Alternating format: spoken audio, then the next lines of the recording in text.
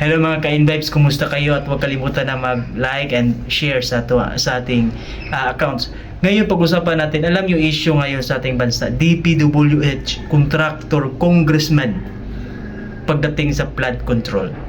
Kung naalala na ho ninyo, noong 2024, nagbigay ng speech si Pangulo, 5,500 flood control accomplished. At marami pa daw gagawin.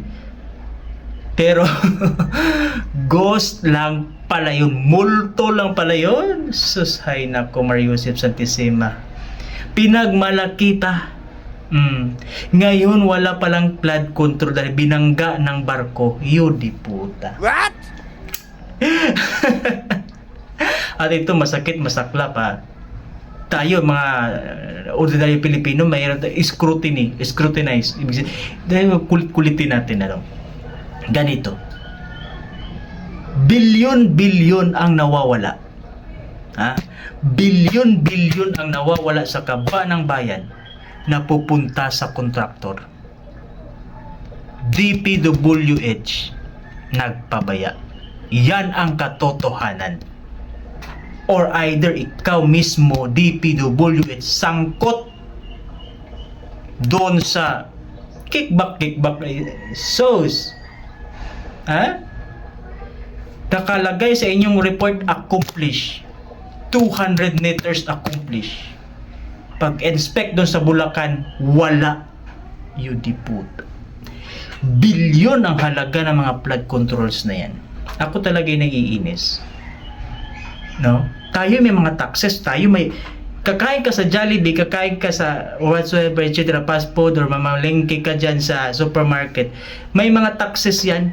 Yun yung pera ninyo. Sinasayang lang ng mga gunggong. Usapang politika muna tayo ngayon. Ikaw ba naman Pangulo? For example, nag-inspection dun sa airport, bakit Department of Justice ang pupunta dun sa airport mag-inspection? Ikaw ang Pangulo. Isa din yan sa problema. Palpak ang flood control project ni PBBM dahil sa kakulangan ng leadership, kakulangan ng very weak leader. Corruption is everywhere.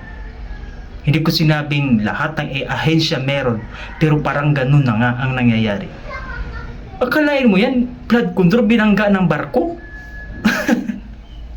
Ito pa, marami mga flood control ngayon na ghost projects that amounting billions of pesos.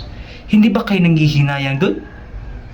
DPWH, yung mga contractor na yan, especially na yung isa na hawak ng mga congressman, at alam natin at alam ninyo na halos lahat ng mga kongresista magmamay-ari ng mga kontraktor na ni mga gigigil talaga ako.